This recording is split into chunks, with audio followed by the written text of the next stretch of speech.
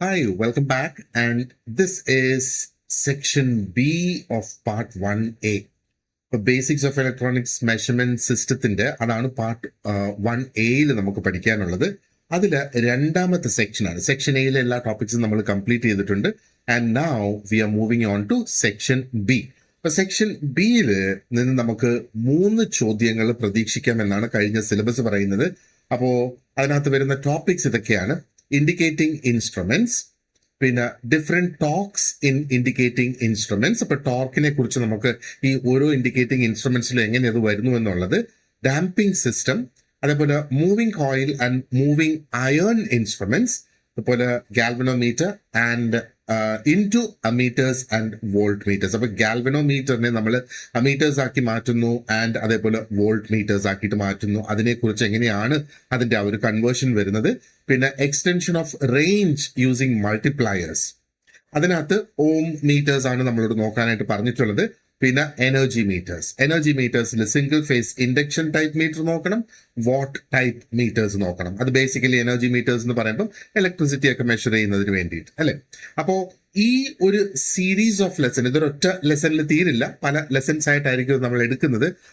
ആ ഒരു series of lessons നിങ്ങൾ നോക്കിക്കഴിയുമ്പോഴത്തേക്ക് you will be able to explain, അതായത് എന്താണ് ആ ഒരു കൺസ്ട്രക്ഷൻ, അതിന്റെ പിന്നിലുള്ളത് വർക്കിംഗ് പ്രിൻസിപ്പിൾസ് എന്താണ്, ടോക്സ് എന്താണ്, ഡാമ്പിംഗ് മെത്തേഡ്സ് എന്താണ്, റേഞ്ച് എക്സ്റ്റൻഷൻ ടെക്നിക്സ് എന്തൊക്കെയാണ്, എങ്ങനെയൊക്കെയാണ് അത് ആപ്ലിക്കബിൾ ആകുന്നത്, അതേപോലെ ആ ഒരു application of common electrical measurement ഇൻസ്ട്രുമെന്റ്സും നമ്മൾ ഉപയോഗിക്കുന്നുണ്ട്.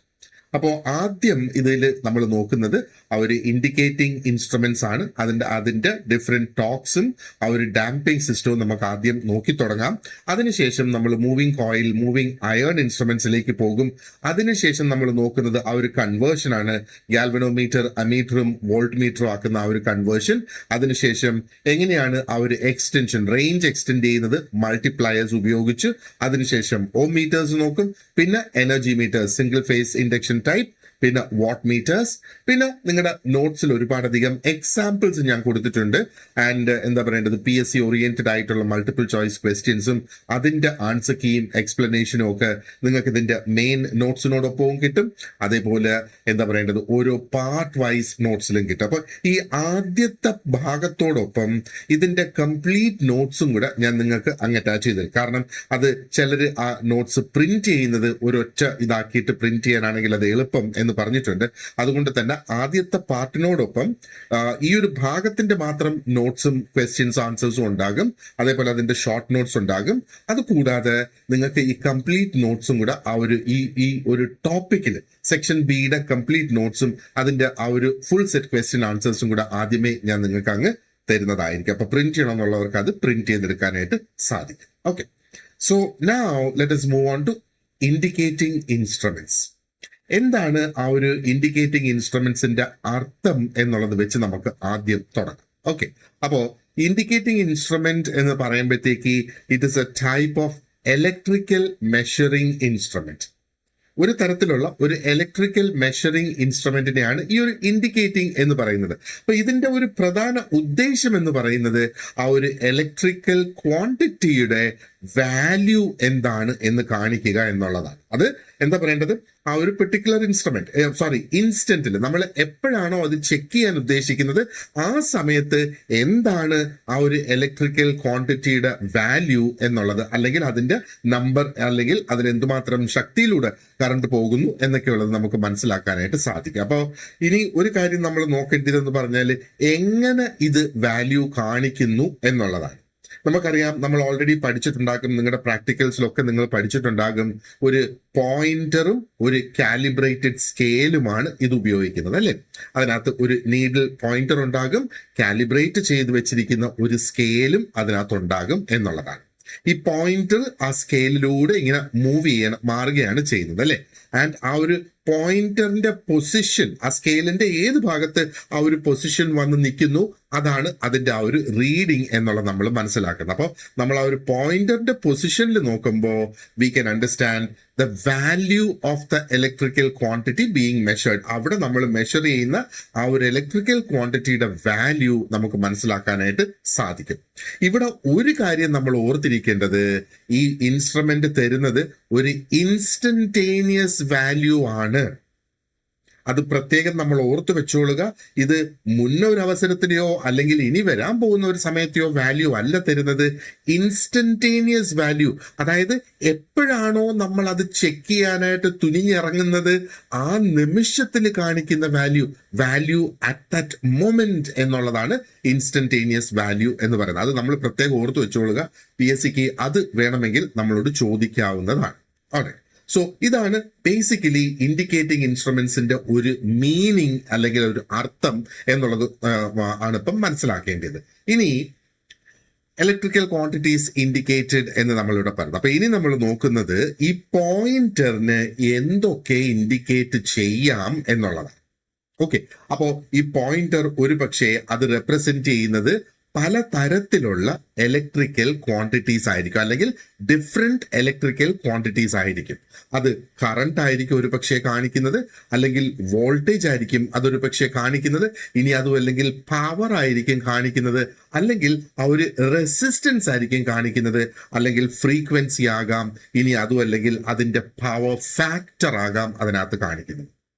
അപ്പോൾ ഈ ഒരു സെയിം ബേസിക് ഐഡിയ തന്നെയാണ് പല തരത്തിലുള്ള എന്താ പറയേണ്ടത് മെഷർമെന്റ്സിലും കാണാനായിട്ട് നമുക്ക് സാധിക്കുക.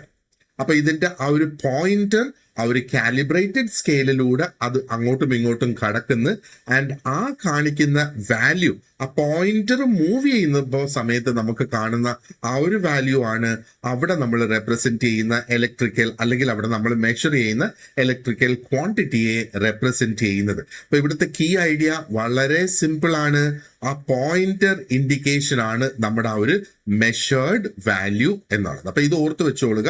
ഈ ഒരു പോയിന്റർ എന്താണ് നമ്മൾ മെഷർ ചെയ്യാൻ ഉദ്ദേശിക്കുന്നത് അനുസരിച്ച് അത് കറണ്ട് ആകാം, വോൾട്ടേജ് ആകാം, പവർ ആകാം, റെസിസ്റ്റൻസ് ആകാം, ഫ്രീക്വൻസി ആകാം, പവർ ഫാക്ടറും ആകാം, മറ്റ് അനേകം തരത്തിലുള്ള മെഷറബിൾ ആയിട്ടുള്ള ഇലക്ട്രിക്കൽ ക്വാണ്ടിറ്റീസും ഇതിലൂടെ നമുക്ക് മനസ്സിലാക്കാനായിട്ട് സാധിക്കും.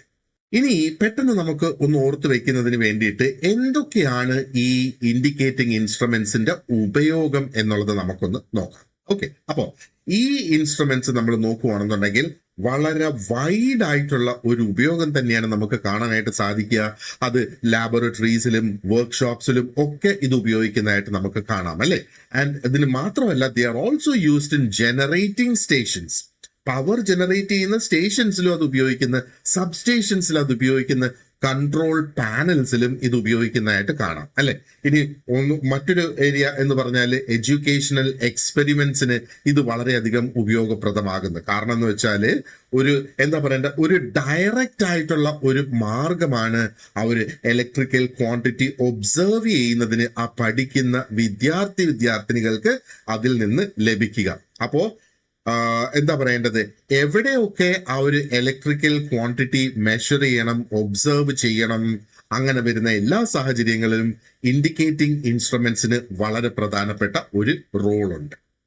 ഇനി നമുക്കറിയാം, ഈ ഇൻസ്ട്രുമെന്റ്സ് ഒരുപാടധികം വികസിച്ച് ആ ഒരു ഡിജിറ്റൽ സെറ്റപ്പിലൊക്കെയാണ് ഇപ്പൊ വന്ന് നിൽക്കുന്നത്, അല്ലെ? അപ്പോ ആദ്യം ഇതിന് ആ ഒരു ട്രഡീഷണൽ ആയിട്ടുള്ള അനലോഗ് മോഡൽ ആയിരുന്നു ഉണ്ടായിരുന്നത്. അപ്പം നമ്മൾ ആ ഒരു അനലോഗ്, അത് ട്രഡീഷണൽ എന്ന് വേണമെങ്കിൽ നമുക്ക് പറയാം. കാരണം ആദ്യം എല്ലാം അനലോഗ് ഇൻസ്ട്രുമെന്റ്സ് തന്നെയായിരുന്നു നമുക്കുണ്ടായിരുന്നത്. അനലോഗ് ഇൻസ്ട്രുമെന്റ്സിലാണ് ആ നീഡിലും സ്കെയിലും ഒക്കെ അതിനകത്ത് വരുന്നത്, അല്ലെ?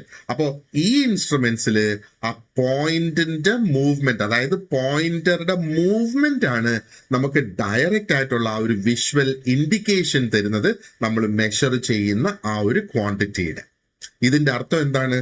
ആ നമ്മൾ ആരാണോ ഒബ്സർവ് ചെയ്യുന്ന, ആ ഒബ്സർവ് ചെയ്യുന്ന വ്യക്തിക്ക് ഡയറക്റ്റ് ആയിട്ട് ആ പോയിന്ററിൽ നോക്കിയിട്ട് ആ പോയിന്റർ ആ ഒരു സ്കെയിലിൽ കാണിക്കുന്ന, പോയിന്റ് ചെയ്യുന്ന റീഡിംഗ് ഉണ്ടല്ലോ, ആ റീഡിംഗ് തന്നെയാണ് ഇവിടുത്തെ ആ ഒരു വാല്യൂ എന്ന് പറയുന്നത്, അല്ലെ?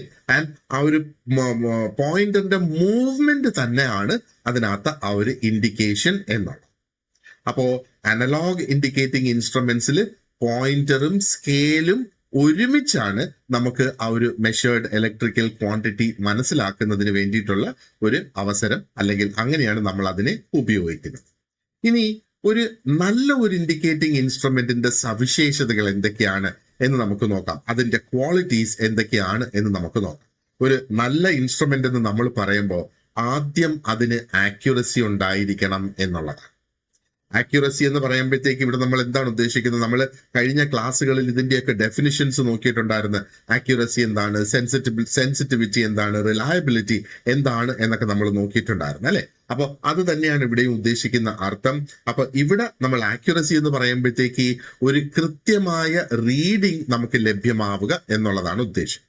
അതേപോലെ അതിന് ഒരു സെൻസിറ്റിവിറ്റിയും ഉണ്ടായിരിക്കണം എന്നുള്ളതാണ്. അപ്പോൾ ആ ഒരു സെൻസിറ്റിവിറ്റി ഉള്ളത് കൊണ്ടാണ് കൃത്യമായിട്ടുള്ള ആ ഒരു റെസ്പോൺസ് ആ ഒരു മെഷേർഡ് ഇലക്ട്രിക്കൽ ക്വാണ്ടിറ്റിക്കുള്ള, അല്ലെങ്കിൽ അതിലൂടെ ഒരു ഇലക്ട്രിസിറ്റി കടത്തിവിടുന്ന സമയത്ത് നമുക്കൊരു റെസ്പോൺസ് ലഭിക്കുന്നത് ആ സെൻസിറ്റിവിറ്റി ഉള്ളത് കൊണ്ടാണ് അല്ലെ. ഇവിടെ റിലയബിലിറ്റിയും വളരെയധികം പ്രധാനപ്പെട്ടതാണ്. കാരണം എന്താണ്? ആ ഒരു ഒബ്സർവ് ചെയ്യുന്ന വ്യക്തിക്ക് ആ ഒരു ഇൻസ്ട്രുമെന്റിനെ ഡിപ്പെൻഡ് ചെയ്യാനായിട്ട് സാധിക്കണം. അതാണ് റിലയബിലിറ്റി എന്ന് പറയുന്നത്. അപ്പോൾ എങ്ങനെയാണ് ഒരു ഇൻസ്ട്രുമെന്റ് റിലയബിൾ എന്ന് നമ്മൾ നോക്കുന്നത് എന്ന് നമ്മൾ കഴിഞ്ഞ ക്ലാസ്സുകളിൽ ഡിസ്കസ് ചെയ്തിട്ടുണ്ട് അല്ലെ. അതേപോലെ ക്വിക്ക് ആയിട്ടുള്ള റെസ്പോൺസ്, പെട്ടെന്ന് നമുക്കൊരു റെസ്പോൺസ് ലഭിക്കുക എന്നുള്ളതും മറ്റൊരു പ്രധാനപ്പെട്ട ഒരു ക്വാളിറ്റി തന്നെയാണ്. അതായത് ആ ഒരു ഇൻസ്ട്രുമെന്റിന്റെ റിയാക്ഷൻ എന്ന് പറയുന്നത് വളരെ പെട്ടെന്നായിരിക്കണം. അതോടൊപ്പം അതിനൊരു മെക്കാനിക്കൽ സ്റ്റെബിലിറ്റിയും ആ ഒരു ഇൻസ്ട്രുമെന്റിന് ഉണ്ടായിരിക്കണം എന്നുള്ളതാണ്. അപ്പൊ മെക്കാനിക്കൽ സ്റ്റെബിലിറ്റി എന്ന് പറയുമ്പോഴത്തേക്ക് അതിന്റെ ആ ഒരു പോയിന്ററിന്റെ മൂവ്മെന്റ് ഉണ്ടല്ലോ, അത് സ്റ്റേബിൾ ആയിരിക്കണം, നമുക്ക് ഡിപ്പെൻഡ് ചെയ്യാൻ കഴിയുന്ന ഒന്ന് ആയിരിക്കണം എന്നുള്ളതാണ്. അപ്പൊ accuracy, sensitivity, reliability, quick response, mechanical stability, ഇതൊക്കെയാണ് ഏറ്റവും പ്രധാനപ്പെട്ട ക്വാളിറ്റീസ് ആയിട്ട് ഒരു നല്ല ഇൻഡിക്കേറ്റിംഗ് ഇൻസ്ട്രുമെന്റിന് ഉണ്ടായിരിക്കണം എന്ന് നമ്മൾ കരുതും. ഓക്കെ, ഇനി ലെറ്റ് us look at ഈ പോയിന്റർ മൂവ്മെന്റ്. ഒരു നല്ല ഇൻസ്ട്രുമെന്റിൽ ആ ഒരു പോയിന്ററിന്റെ മൂവ്മെന്റ് അല്ലെങ്കിൽ അതിന്റെ അനക്കം എങ്ങനെയാണ് വരുന്നത് എന്നുള്ളത്. അപ്പൊ പോയിന്ററിനെ കുറിച്ച് നമ്മൾ അറിഞ്ഞിരിക്കണമല്ലോ. ഒരു നല്ല ഒരു ഇൻഡിക്കേറ്റിംഗ് ഇൻസ്ട്രുമെന്റില് പോയിന്റർ ആ ഒരു കറക്റ്റ് പൊസിഷനിൽ വളരെ പെട്ടെന്ന് തന്നെ എത്തണം എന്നുള്ളത്. അങ്ങനെയാണെങ്കിൽ മാത്രമേ ആ ഒരു റീഡ് ചെയ്യുന്ന അല്ലെങ്കിൽ ആ ഒരു മെഷർമെന്റ് രേഖപ്പെടുത്തുന്ന വ്യക്തിക്ക് ഒട്ടും ഡിലേ ഇല്ലാതെ അതിന്റെ ആ ഒരു അളവ് മനസ്സിലാക്കാനായിട്ട് സാധിക്കുകയുള്ളൂ. ആൻഡ് അതേപോലെ ആ കറക്റ്റ് പൊസിഷനിൽ എത്തിയതിനു ശേഷം ആ പോയിന്റർ സ്റ്റഡി ആയിട്ട് അവിടെ നിലനിൽക്കണം. ആ പോയിന്റർ സ്റ്റഡി ആണെങ്കിൽ മാത്രമേ ആ ഒരു ഒബ്സർവർക്ക് വളരെ ഈസി ആയിട്ട് ആ ഒരു വാല്യൂ എന്താണ് എന്നുള്ളത് രേഖപ്പെടുത്താനോ അല്ലെങ്കിൽ അത് വായിക്കാനോ സാധിക്കുകയുള്ളൂ. അപ്പോൾ ഒരു നല്ല ഇൻഡിക്കേറ്റിംഗ് ഇൻസ്ട്രുമെന്റ് എന്ന് നമ്മൾ പറയുമ്പം ഒരു ക്വിക്ക് ആയിട്ടുള്ള, ഒരു സ്റ്റഡി ആയിട്ടുള്ള ഒരു പോയിന്റർ ഇൻഡിക്കേഷൻ അവിടെ ലഭിക്കണം. എങ്കിൽ മാത്രമേ ആ റീഡിംഗ് എടുക്കുന്നത് സിമ്പിൾ ആവുകയുള്ളൂ, അതേപോലെ ആ ഒരു റീഡിംഗ് എടുക്കുന്നത് ക്ലിയർ ആവുകയുള്ളൂ എന്നുള്ളതാണ്. ഓക്കെ, ഇനി ഇപ്പം ഇതിന്റെ ബേസിക്സ് നമ്മൾ മനസ്സിലാക്കി. ഇനി we will move on to looking at what are the essential systems of an indicating instrument, അല്ലെങ്കിൽ അതിന്റെ മേജർ ഓപ്പറേറ്റിംഗ് സിസ്റ്റംസ് എങ്ങനെ വരുന്നു എന്നുള്ളതാണ് നമ്മൾ നോക്കുന്നത്. ഓക്കെ, അപ്പോൾ എസെൻഷ്യൽ ആയിട്ടുള്ള സിസ്റ്റംസ് എന്ന് നമ്മൾ പറയുമ്പോഴത്തേക്ക് ഒരു പ്രാക്ടിക്കൽ ആയിട്ട് ഉള്ള ഒരു ഇൻഡിക്കേറ്റിംഗ് ഇൻസ്ട്രുമെന്റ് നമ്മൾ നോക്കുകയാണെങ്കിൽ അതിനകത്ത് പ്രധാനമായിട്ട് 3 മേജർ ആയിട്ടുള്ള ഓപ്പറേറ്റിംഗ് സിസ്റ്റംസ് ഉണ്ടാകും. അതിലൊന്ന് ഡിഫ്ലക്റ്റിംഗ് സിസ്റ്റമാണ്, രണ്ടാമതൊന്ന് കൺട്രോളിംഗ് സിസ്റ്റമാണ്, ആൻഡ് മൂന്നാമതൊന്ന് ഡാമ്പിംഗ് സിസ്റ്റമാണ്. എന്തൊക്കെയാണ് ഈ സിസ്റ്റംസ് എന്ന് നമുക്ക് ക്വിക്ക് ആയിട്ടൊന്ന് നോക്കാം. അപ്പൊ ഈ 3 സിസ്റ്റംസും ഇതിന് വളരെ പ്രധാനപ്പെട്ടതാണ്. ഈ 3 സിസ്റ്റംസും ഒരുമിച്ച് പ്രവർത്തിക്കുമ്പോൾ മാത്രമേ അതിന് കൃത്യമായിട്ടുള്ള ആ ഒരു പോയിന്ററിന്റെ മൂവ്മെന്റും അതിന്റെ കറക്റ്റ് ആയിട്ടുള്ള ആ ഒരു ഫൈനൽ പൊസിഷനും ഒരു സ്റ്റഡി ആയിട്ടുള്ള ഒരു റീഡിങ്ങും അതിന് ഇൻഡിക്കേറ്റ് ചെയ്യാനായിട്ട് സാധിക്കും. Now let us see എന്താണ് നമ്മൾ ഈ ഡിഫ്ലക്റ്റിംഗ് സിസ്റ്റം എന്നുള്ളത് കൊണ്ട് ഉദ്ദേശിക്കുന്നത്. അപ്പോൾ ഡിഫ്ലക്റ്റിംഗ് സിസ്റ്റം ആക്ച്വലി അവിടെ ഡിഫ്ലക്റ്റിംഗ് സിസ്റ്റം ആണ് ആ ഒരു പോയിന്ററിന്റെ മൂവ്മെന്റിനെ അവിടെ പ്രൊഡ്യൂസ് ചെയ്യുന്നത്. നമ്മൾ ഇതിലേക്ക് ഒരുപാട് ആഴത്തിലേക്ക് ഇറങ്ങി ചെല്ലേണ്ട കാര്യമില്ല, കാരണം നമുക്ക് ആകെ 3 മാർക്കിന്റെ ചോദ്യങ്ങളാണ് ഈ ഒരു വലിയ സെക്ഷനിൽ നിന്ന് നമ്മളോട് ചോദിക്കുക. അപ്പൊ ഒത്തിരി അധികം ഡീപ്പായിട്ട് നമ്മൾ ഇതിലേക്ക് പോകണ്ട. അപ്പോൾ അതിന് എന്താ നമ്മൾ മനസ്സിലാക്കേണ്ടത്? അതായത് ആ ഒരു പോയിന്ററിന്റെ മൂവ്മെന്റിനെ കൺട്രോൾ ചെയ്യുന്ന സിസ്റ്റമാണ് ആ ഒരു ഡിഫ്ലക്റ്റിംഗ് സിസ്റ്റം. അല്ലെ കൺട്രോൾ എന്ന് പറയുന്നതിനേക്കാളും ഉപരി ആ മൂവ്മെന്റ് ക്രിയേറ്റ് ചെയ്യുന്ന പ്രൊഡ്യൂസ് ചെയ്യുന്ന സിസ്റ്റമാണ് ഡിഫ്ലക്റ്റിംഗ് സിസ്റ്റം എന്ന് പറയുന്നത്. അപ്പോൾ ഒരു ഇലക്ട്രിക്കൽ ക്വാണ്ടിറ്റി മെഷർ ചെയ്യുന്ന സമയത്ത് ആ പോയിന്റർ സ്കെയിലിൽ നീങ്ങണം അല്ലെ. ഈ മൂവ്മെന്റ് പ്രൊഡ്യൂസ് ചെയ്യുന്ന സിസ്റ്റമാണ് ഡിഫ്ലക്റ്റിംഗ് സിസ്റ്റം എന്ന് പറയുന്നത്. അപ്പോൾ ഡിഫ്ലക്റ്റിംഗ് സിസ്റ്റത്തിനാണ് ആ ഒരു പോയിന്റർ അനങ്ങുന്നതിനുള്ള അല്ലെങ്കിൽ അതിനെ അനക്കുന്നതിനുള്ള ആ ഒരു ഉത്തരവാദിത്വം കംപ്ലീറ്റ് ഉള്ളത്. അപ്പോൾ ഇനി എന്താണ് ആ ഒരു കൺട്രോളിംഗ് സിസ്റ്റം എന്ന് പറയുന്നത്? അപ്പോൾ കൺട്രോളിംഗ് സിസ്റ്റം ആക്ച്വലി അതിന്റെ ആ ഒരു ഫൈനൽ പൊസിഷൻ, അത് ഒരു പൊസിഷനിലെത്തി നിൽക്കണം അല്ലേ, ആ ഒരു ഫൈനൽ പൊസിഷനെ നിർണ്ണയിക്കുന്നതാണ്, പോയിന്ററിന്റെ ഫൈനൽ പൊസിഷനെ നിർണ്ണയിക്കുന്ന സിസ്റ്റമാണ് ഇവിടെ കൺട്രോളിംഗ് സിസ്റ്റം എന്ന് പറയുന്നത്. അപ്പൊ ഇതൊന്ന് ശ്രദ്ധിച്ച് കേട്ടു നോക്കിയേ.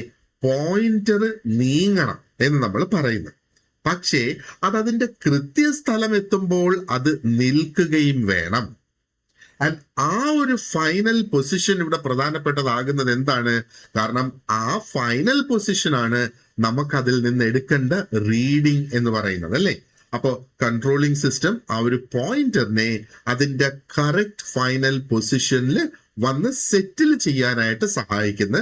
ആൻഡ് ഇവിടെ ഒരു കാര്യം ഓർക്കുക, കാലിബ്രേറ്റഡ് ആയിരിക്കണം ആ ഒരു സ്കെയില്. മനസ്സിലായില്ലേ? ഓക്കെ. ഇനി അടുത്തത് ഞാൻ പറഞ്ഞത് ഇതിനകത്തുള്ള മറ്റൊരു സിസ്റ്റം എന്ന് പറയുന്നത് ഡാമ്പിംഗ് സിസ്റ്റം ആണ്.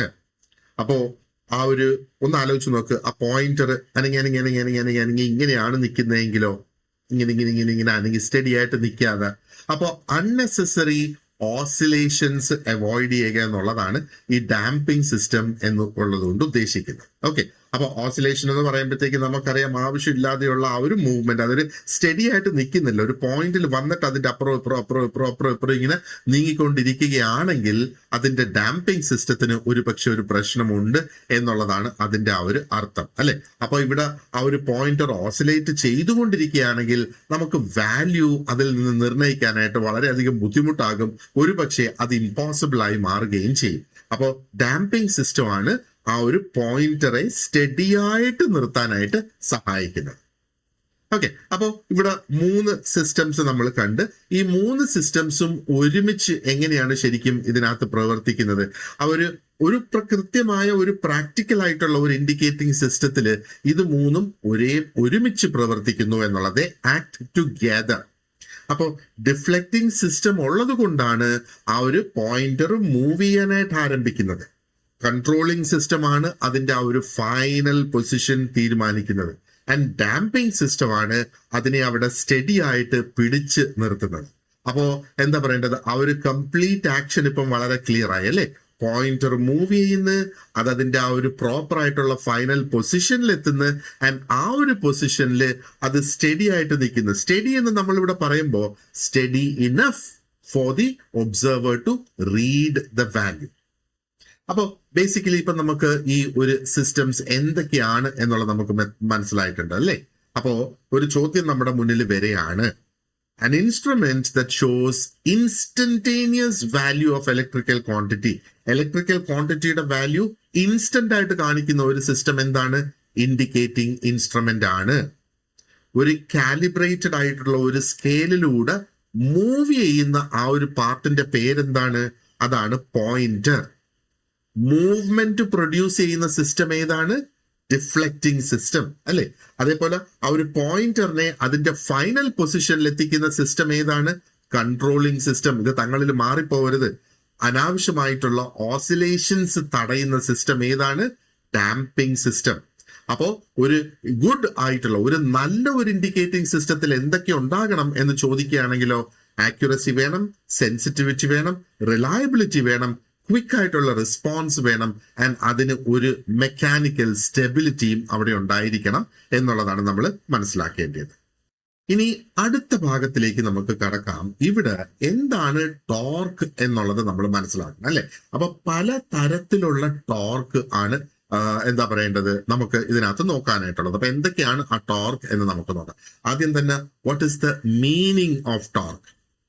അപ്പം ടോർക്ക് എന്ന് പറയുമ്പോഴത്തേക്ക് it simply means the turning effect of A force. അപ്പൊ ഒരു ഫോഴ്സ്, ഒരു ശക്തി അതിന് എന്തിനെങ്കിലും കറക്കാനായിട്ട് ആ ഒരു ടേൺ ക്രിയേറ്റ് ചെയ്യുന്നതിന് വേണ്ടിയിട്ടുള്ള ആ ഒരു എഫക്റ്റ് ആണ് ഈ ടോർക്ക് എന്ന് പറയുന്നത് അല്ലെ.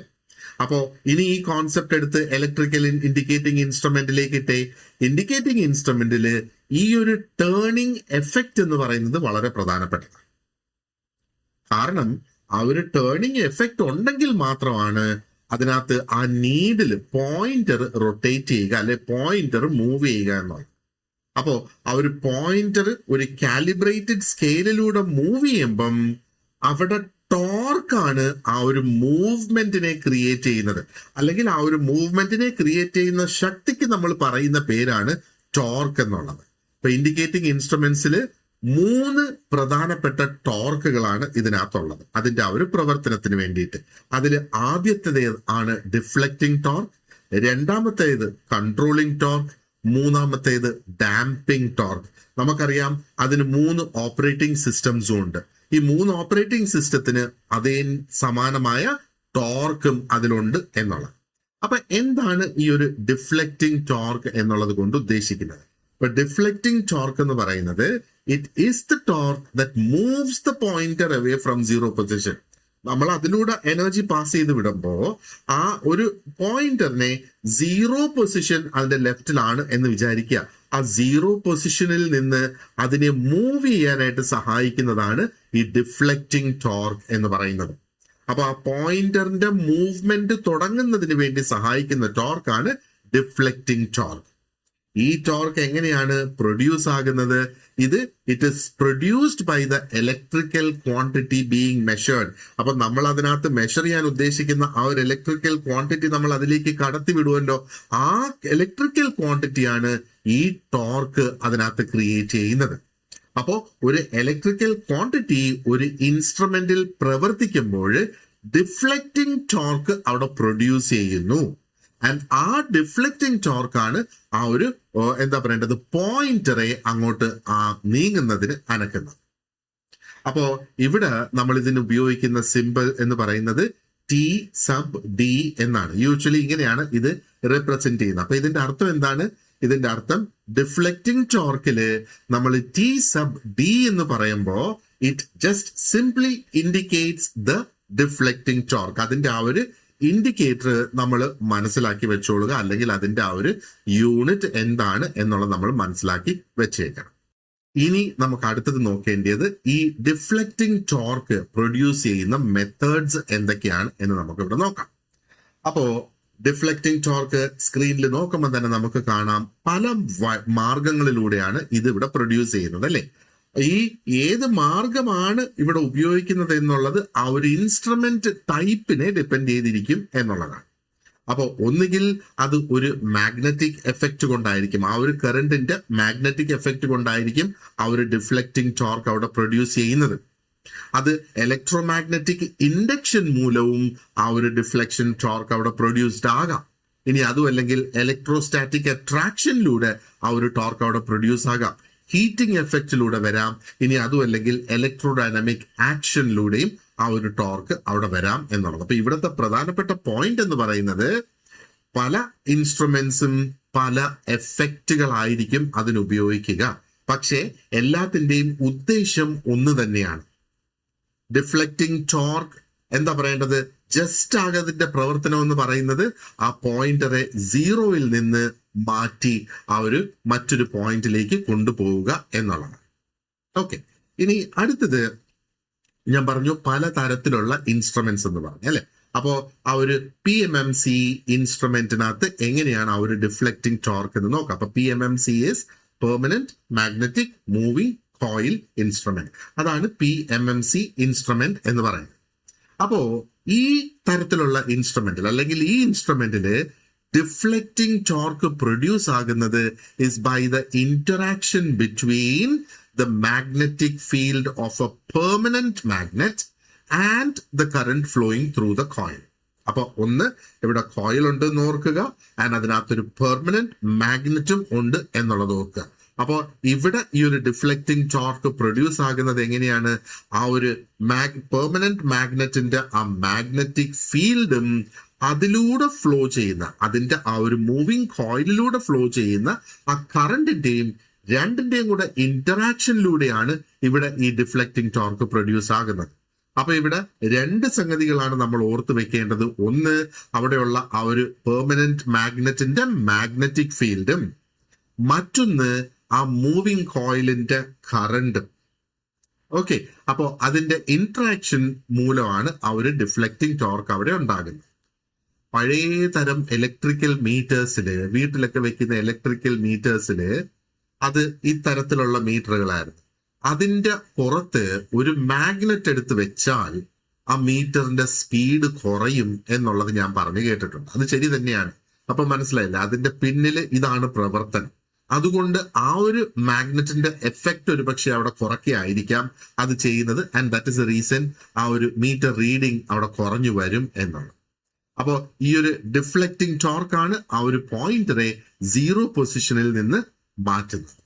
ഇനി അടുത്തത് ലെറ്റ് സി എന്താണ് ആ ഒരു എങ്ങനെയാണ് ഡിഫ്ലക്റ്റിംഗ് ടോർക്ക് ആ ഒരു മൂവിങ് അയേൺ ഇൻസ്ട്രുമെന്റിനകത്ത് പ്രൊഡ്യൂസ്ഡ് ആകുന്നത്. ഓക്കെ, അപ്പോ ഈ മൂവിങ് അയേൺ ഇൻസ്ട്രുമെന്റ്സില് ഡിഫ്ലക്റ്റിംഗ് ടോർക്ക് പ്രൊഡ്യൂസ് ആകുന്നത് is by the attraction or repulsion. അപ്പൊ അവിടെ ഒരു മാഗ്നറ്റൈസ്ഡ് ആയിട്ടുള്ള സോഫ്റ്റ് അയേൺ പീസസ് അതിനകത്തുണ്ട്. ഒന്നുകിൽ അതിന്റെ അട്രാക്ഷൻ അല്ലെങ്കിൽ അതിന്റെ റിപ്പൾഷനിലൂടെയാണ് ഈ ഒരു മൂവ്മെന്റ് അല്ലെങ്കിൽ ഈ ഒരു ടോർക്ക് അവിടെ പ്രൊഡ്യൂസ്ഡ് ആകുന്നത്. അപ്പൊ ഇവിടുത്തെ കീ ഐഡിയ എന്ന് പറയുന്നത് ആ ഒരു മാഗ്നറ്റൈസ്ഡ് ആയിട്ടുള്ള സോഫ്റ്റ് ആയിട്ടുള്ള അയേൺ പീസസിനെയാണ്. അപ്പോ ആ അയേൺ പീസസിന്റെ അട്രാക്ഷൻ അല്ലെങ്കിൽ റിപ്പൾഷൻ അവിടെ ഒരു ടോർക്ക് ക്രിയേറ്റ് ചെയ്യുന്നു. ആൻഡ് ആ ടോർക്കിലൂടെ ആ ഒരു പോയിന്റർ മൂവ് ചെയ്യുന്നു എന്നുള്ളത് നമുക്ക് കാണാം. അപ്പോ ഈ ടോർക്ക് നമ്മൾ നോക്കുവാണെന്നുണ്ടെങ്കിൽ ഇതാണ് അവിടെ പ്രവർത്തിക്കുന്ന ആ ഒരു ഡിഫ്ലക്ഷൻ ടോർക്ക്. അത് ഒരു മൂവിങ് അയേൺ ഇൻസ്ട്രുമെന്റ്. ഇനി അടുത്തത് let us look at the deflecting torque in induction type energy meter.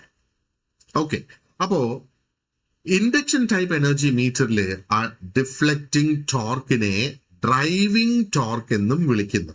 ഒന്ന് ഓർത്തു വെച്ചോളുക, ഇൻഡക്ഷൻ ടൈപ്പ് മീറ്ററിൽ ഡിഫ്ലക്ഷൻ ടോർക്കിനെ ഡ്രൈവിംഗ് ടോർക്ക് എന്ന മറ്റൊരു പേരിലും അറിയപ്പെടും. PSCക്ക് വളരെ ഇഷ്ടപ്പെട്ട ഒരു ഏരിയ ആണ് ഇത്.